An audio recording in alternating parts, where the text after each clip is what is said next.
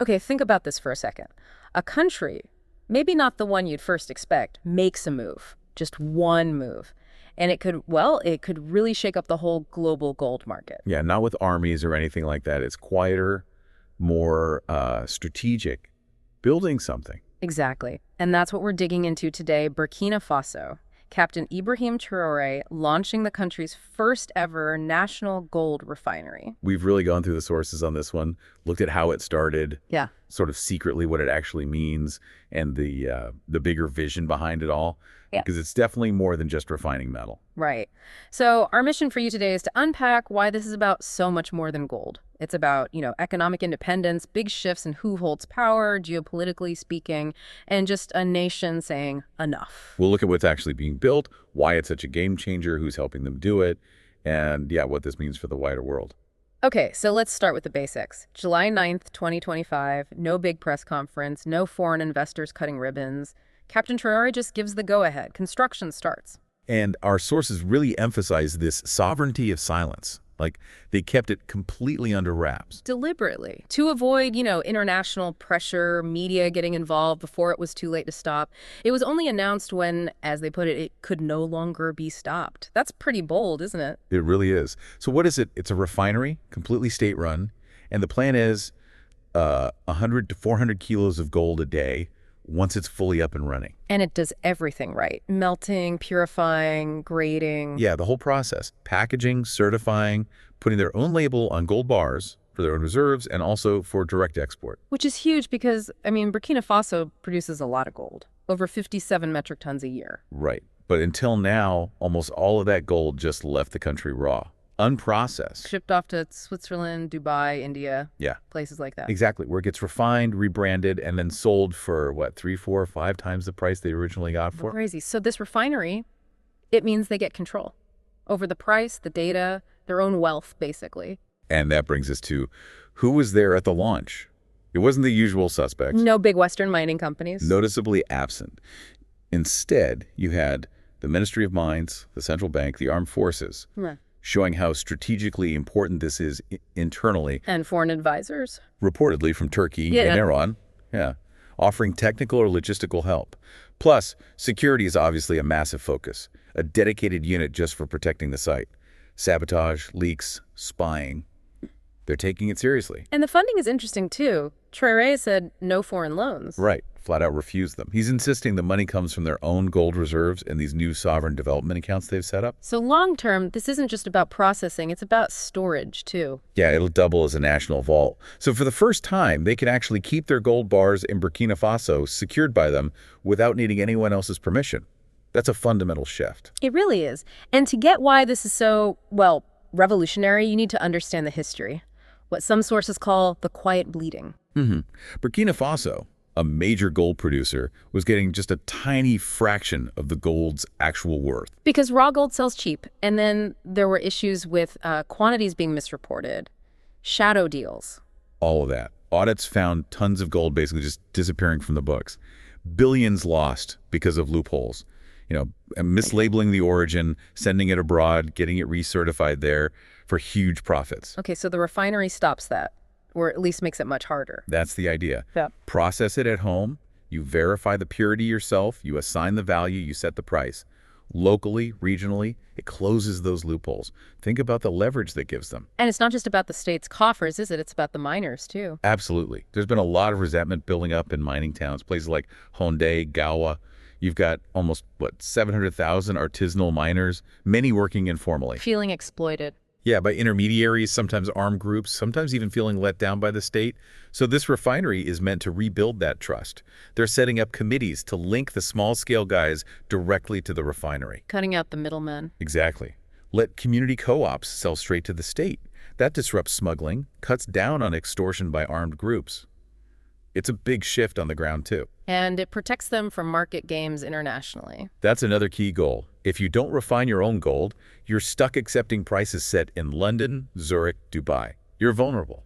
So they want to set their own benchmarks, maybe even regionally. Yes, lead the Sahel in finding alternative ways to value gold. There's even talk, longer term, of a West African gold standard, using gold to back currency, fund infrastructure, get less dependent on, volatile global markets. Wow. Okay. And the security angle you mentioned, cutting off funding for insurgents. Right. Gold smuggling, illegal taxes on miners has been big money for extremist groups. Yeah. If the state controls the supply chain through the refinery, tightens things up, that revenue stream dries up, or at least gets smaller. So underneath all the economics and logistics, there's a strong ideological message here. Definitely. Traoré is very much echoing someone like Thomas Sankara. Resource sovereignty isn't just nice to have, it's a right. He actually called the refinery the first infrastructure of defiance. Defiance against what? Against the old model. The colonial idea, as he put it, that Africans must always dig while others refine and profit. It's a direct challenge to that. Okay, so building something this complex needs help. But you said the big Western firms weren't involved. Right. For years, decades really, French, Canadian, British companies kind of ran the show in mining across West Africa, often with contracts that people felt were, well, lopsided, not much tech transfer happening. So Traoré shutting them out of this refinery project, that's a deliberate pivot. A very calculated one, opening the door for different partners. Like Turkey. Turkey seems to be central for the technical side. They're seen, as a non-Western success story, a country that built up its industry post-colonially. And crucially, they offer deals often seen as having no political strings attached. So Turkish firms are providing machinery, training. Yeah, machinery, help with the layout. Yeah. Training Burkinabe technicians to get that international standard purity, the 99.99%. And Iran, that's maybe more surprising. It's quieter but significant. Iran has deep experience in metallurgy, especially working around sanctions. They know how to build and run things without relying on Western tech. Because they've had to. Exactly. So they can offer know-how on, sanctions-resistant production chains, resilient, cost-effective refining methods, stuff that doesn't need patented Western equipment. What about Russia? Their role seems more strategic, maybe less hands-on with the actual building. Reports mention Russian technicians giving advice, maybe helping source some equipment through third parties. And this connects to their growing security presence. Wagner, now the Africa Corps. It seems linked, yeah. Part of a wider strategy across the Sahel where security ties, economic projects, and this push for sovereignty are all getting woven together. This refinery fits into that bigger Sahelian infrastructure map. But it's all being managed by Burkina Faso itself. That's the emphasis. All these partnerships go through their National Development Committee. The goal is always technology transfer, hiring locals, and making sure Burkina Faso eventually controls the whole operation. And just as important as who is involved is who isn't? Totally. No Western governments, no NGOs, no World Bank, no IMF. None of the usual players are part of this project. It sends a really clear message. What message is that? We'll build this ourselves, without you. Even if it's harder, it's a new doctrine taking shape. And this refinery, it's not just about gold, is it? Sources are calling it the first brick. First brick in Traoré's industrial wall, yeah. The start of a much bigger plan for an industrial awakening. Because the historical problem wasn't just gold. No, it was everything. Exporting raw cotton, raw tomatoes, raw sesame, livestock, and then buying back the processed goods tomato paste, textiles at much higher prices. It's a classic dependency trap. So this is about breaking that pattern across the board. That's the vision. We're already seeing other projects pop up. A big tomato processing plant aiming to handle over 100 tons a day, cut down on imported paste. Wow. What else? A rice packaging and milling facility so they can brand and sell their own rice regionally. Plans to fix up old cotton gins. Even reopen a defunct spinning plant. The slogan they're using is pretty direct. From field to factory. And this is all part of a bigger plan? Seems so. There's talk of an internal strategic autonomy blueprint. Things like industrial corridors, processing units run on solar power, state-owned trucking fleets, new trade routes across the Sahel Rail, better roads. And connecting back to the refinery. Yeah, one source mentioned the idea of the refinery anchoring a future state-run gold bank, using the certified gold reserves to actually back loans for these other industrial projects. That's ambitious. Is it just top-down? No, and that's interesting too. New decrees are apparently empowering local unions, village groups, to form their own production syndicates. So they can own equipment together, trade directly with the state. Trying to decentralize it. Avoid corruption. Seems to be the goal. Spread the benefits, avoid the pitfalls of past regimes where projects just enriched a few people at the top. And you mentioned a counterinsurgency link earlier. Right. Traoré seems to see these economic projects as directly fighting instability.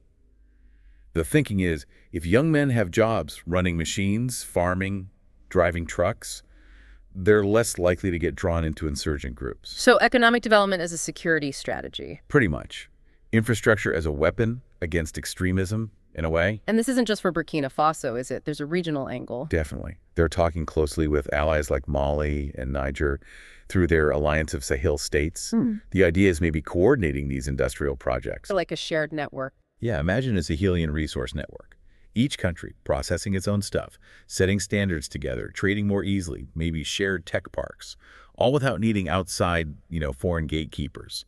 So yeah, this gold refinery really does feel like a blueprint for something much, much bigger. But it can't be easy. There must be pushback, challenges. Oh, absolutely. This refinery is becoming like a focal point, a battlefield, as one source put it. Not with guns, but economic willpower. Because it challenges the old way of doing things. Exactly. It directly threatens the architecture of control that's dictated how African resources get used for centuries. So who's pushing back? How? Well, the big mining companies are definitely not happy. You hear about them using diplomatic channels, talking about state overreach, worried about their models, which rely on exporting raw stuff. And Western governments? Embassies? Also expressing concern. France, Canada mentioned specifically. Worried about Burkina Faso's alliances shifting, pulling away from the Western economic orbit that, frankly, benefited from African dependency. What about the big institutions? World Bank, IMF? It's more subtle there, maybe tightening the screws, as they say. Aid reviews suddenly taking longer, insurance premiums for gold shipments going up, cautionary statements about needing macroeconomic stability within the global framework. Little nudges. So how's Traoré reacting? Is he preparing for this pressure? It looks like it. Sources talk about him anticipating a financial siege, setting up countermeasures. Like what? That state reserve fund backed by physical gold is one. A hedge against currency games. Yeah. And pushing hard for regional trade using barter systems, or maybe even settling balances directly in gold bars from the new refinery. Bypassing the dollar. And the Western banking system. Potentially, yes. Yeah. Reducing that dependency. But the risks are still huge, surely. No doubt. Just the technical challenge of getting a refinery like this running smoothly is massive, especially without deep prior experience. Then there's the diplomacy balancing these new partnerships with Turkey, Iran, Russia, without provoking too much backlash from the West. It's a tightrope. And internal risks. Corruption. Always a danger. Making sure the benefits actually spread out, that it doesn't just become another way for a new elite to enrich themselves. That's a constant battle. But ultimately, it feels like Traoré is betting on something more fundamental. What's that? A shift in mindset within Burkina Faso itself, a kind of public awakening. Getting people to see their gold, not as some curse managed by foreigners, but as a tool that they master for their benefit. And that's the real threat to the old order. Arguably, yes. That psychological shift is maybe the most disruptive thing of all. If that idea catches on, that resources can be processed and controlled at home, it sets a powerful precedent, not just for Burkina Faso, but potentially for the whole continent. So let me bring it back to you listening to this. Just imagine the ripple effect if this gamble by Burkina Faso actually pays off. Yeah, what happens when a nation says, no more looting, and decides to become its own gatekeeper, controls its own wealth? What if that model resource sovereignty, building your own industry, starts spreading across Africa? What does that do to the global systems we know, to the balance of economic power? It's a huge question. Yeah. A massive gamble, as you said. And you can be sure the world is watching very, very closely to see if Traoré and Burkina Faso can actually pull this off.